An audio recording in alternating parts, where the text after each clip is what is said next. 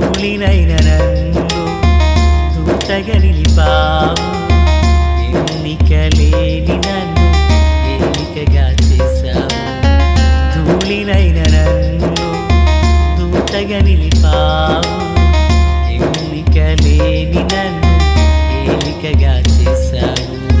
భూమి విరిగి ఫలమిచ్చెను, మేఘమిరిగి వర్షమొచ్చెను, రొట్టె విరిగి వృద్ధి చెందెను, నన్ను విరిచి వాడుకోమయ్యా.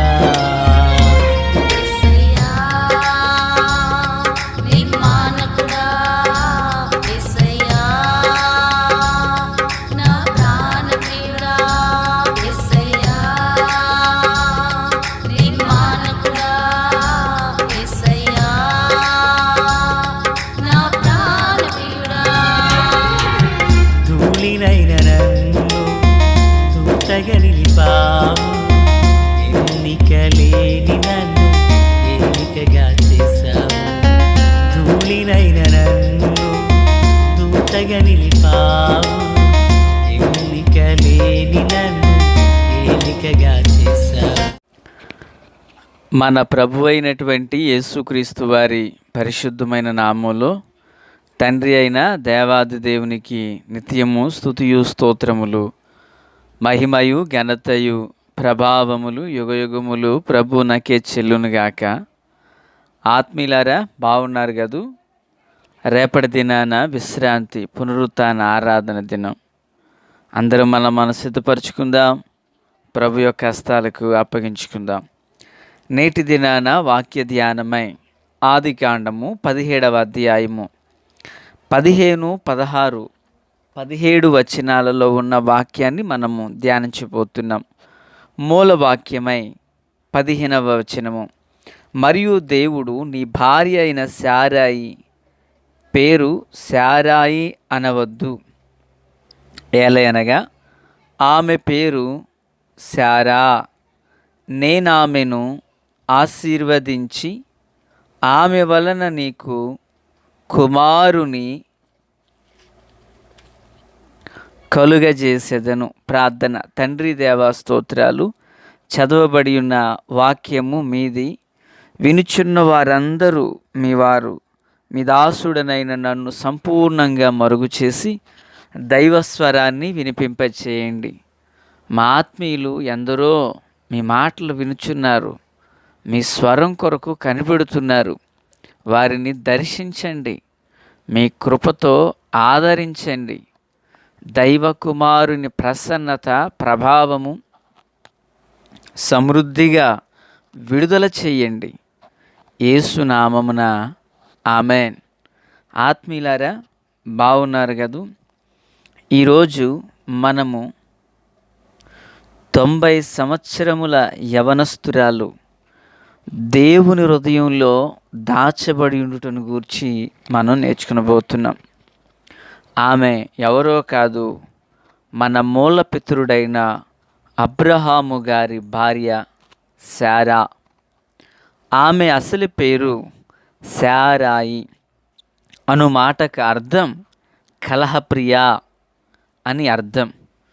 ఈమె 60 సంవత్సరాల కాలంలో మన మూల పితరుడైన అబ్రాము గారిని వివాహం చేసుకున్నారు.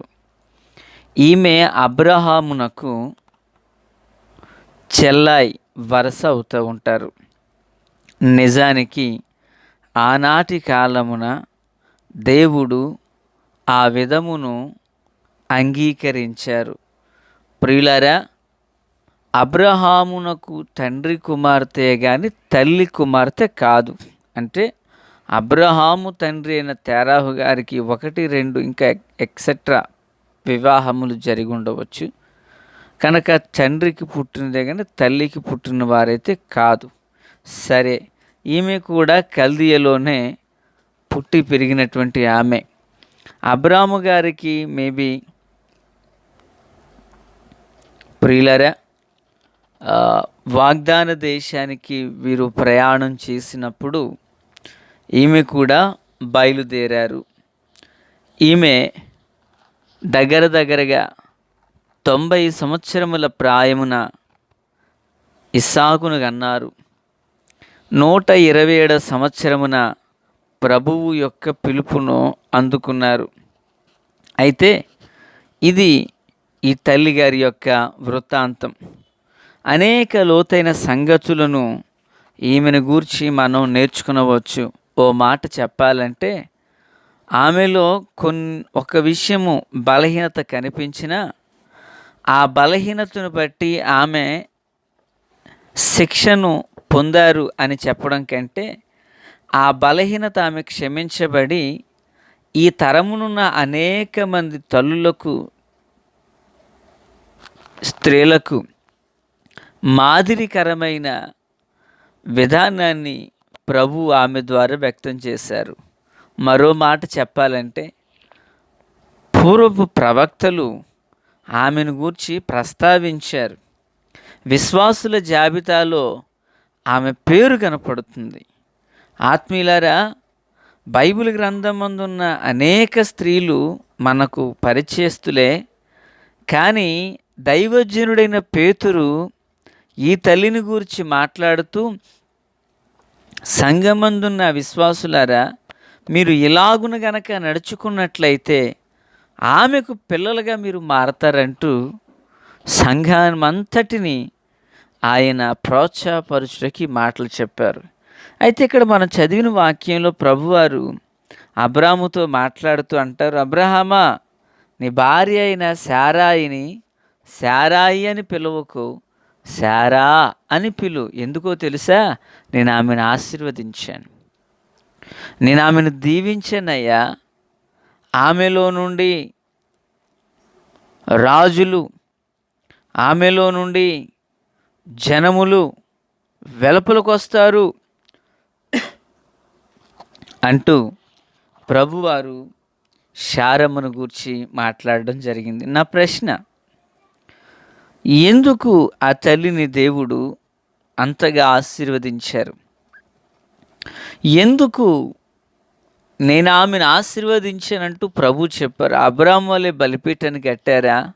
లేదే. బై బర్త్ క్రిస్టియన్సా? కాదే.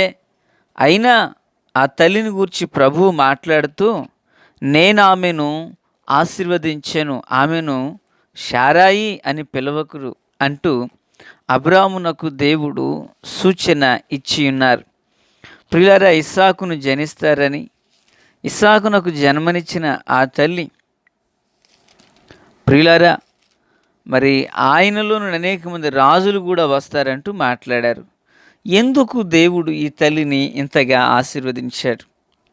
ఈమె మిరియాము వలె పాటలు పాడలేదు, మరి దెబోరా వలె యుద్ధాలు చేయలేదు, రూతు వలె అత్తగారిని వెంబడించలేదు. కానీ ఈమెను దేవుడు ఆశీర్వదించాడు. ప్రియులరా, దేవుడు ఒక వ్యక్తిని ఆశీర్వదించాడంటే ఆ వ్యక్తి యొక్క హృదయం ఎంతో ఎంతో దేవుడు ఎరిగి ఆ పని చేస్తారు. మరి ఆ తల్లిని దేవుడు అంతగా ఆశీర్వదించడం గల కారణం ఏంటి? నిజానికి శారా జీవితాన్ని మనం చదివితే తక్కువ వచనాల్లో కనిపిస్తారు. నిజానికి శారమ్మలో ఒక చిన్న బలహీనత కూడా కనిపిస్తుంది. నాకు మమ్మీ మమ్మీ అనిపించుకోవాలంది. హాగరు తప్పు అని బలహీనకరమైన ఆలోచన ఇచ్చింది ఎవరు? శారమ్మే కదా.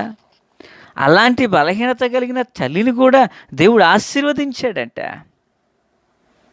ఈ మాటలు వింటున్నటువంటి తల్లులారా, సోదరులారా, నీలో 99 బలహీనలు ఉండి ఉండవచ్చు. అవి అనారోగ్యకరమైనవైనా, నీ నోటి తొందరపాటైనా, మరేదైనా అయి ఉండొచ్చు.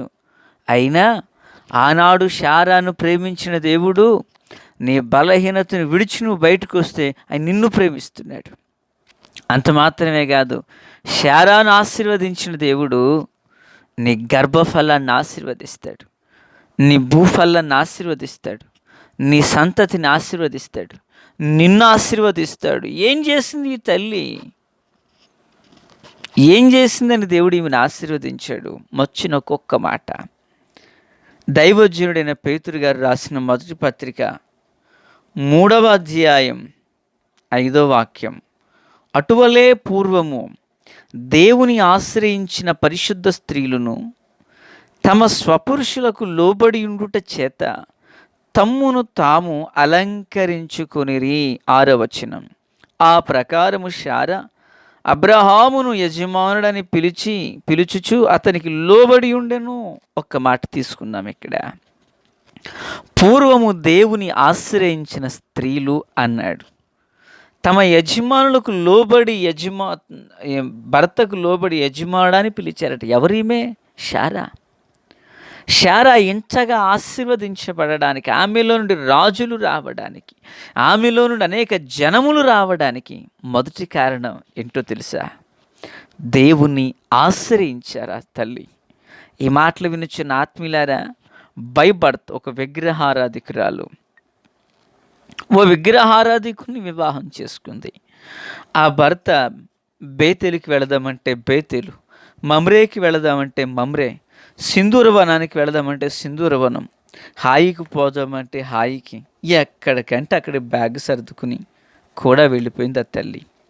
ప్రియులారా, అనేక జనములు రాజులు ఆమెలో నుండి రావడమే కాదు, అనేక తరాల ప్రజలకు ఓ తల్లిగా ఆమె ఆశీర్వదించబడడానికి గల కారణం దేవుని ఆశ్రయించిందంట. మరి ఈ మాటలు వినుచున్న ఆత్మీయులారా, ఎస్పెషలీ తల్లులారా, చెల్లైలారా, ఓ అన్నగా బిడ్డగా 2 చేతులు జోడించి మాట చెబుతున్నా, నీవు ఎవరిని ఆశ్రయిస్తున్నావు? మనుషులనా? పరిస్థితులనా? నీకున్న తెలివితేటలని, ధనాన్నా? వద్దు, అవి శాశ్వత కాలం, ఏది నీతో ఉండేది కాదు. ఇక్కడ తల్లి ఉన్నారు, ఆమె పేరు శారా. ఆమె దేవుని ఆశ్రయించిందంట. ఆ తల్లిని దేవుడు ఎంతగా దీవెనకరంగా మార్చారంటే లేఖనం సెలవిస్తుంది, ఆమె అనేకులకు ఓ తల్లిగా దీవించబడింది.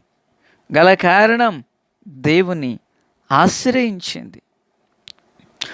సింహపు పిల్లలు లేమిగలవై ఆకలిగొనినను యెహోవాను ఆశ్రయించు వారికి ఏ మేలు కొదువై ఉండదంట. లేఖనాన్ని మర్చిపోయావా? రా, దేవుని ఆశ్రయించు. నీ గర్భఫలం విషయంలో దేవుడు సహాయం చేస్తారు. నీ సంతానం విషయంలో దేవుడు సహాయం చేస్తారు. నీ కుటుంబ విషయంలో దేవుడు సహాయం చేస్తారు. రా, ప్రభువుని ఆశ్రయించు. ప్రభువుపై ఆధారపడు. ఒక పక్షిరాజు ఈకలన్నీ పెరికి వేసుకుని బండను ఆశ్రయించి నూతనమైన బలాన్ని పొందినట్లుగా నువ్వు ప్రభుపై ఆధారపడితే ప్రభు సహాయం చేస్తారు. ప్రార్థన. తండ్రి దేవా, స్తోత్రాలు. వాక్యం అందరి హృదయాల్లో ఫలభరితం చేయండి, మేలుతో నింపండి. యేసు నామమున ఈ మాటలన్నీ దీవించండి. ఆమెన్.